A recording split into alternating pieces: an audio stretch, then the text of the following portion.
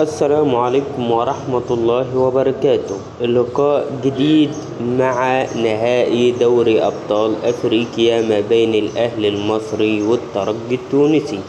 النادي الأهلي داخل المباراة علشان يحافظ على اللقب ويتوج للمرة ال 12 في تاريخه، أما الترجي أمنية حياته يفك العقدة ما بينه وما بين المصريين.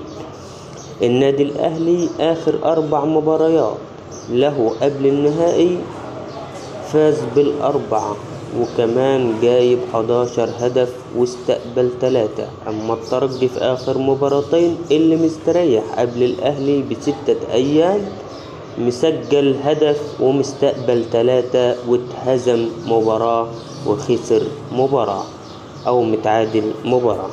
النادي الأهلي داخل المباراة من نار زي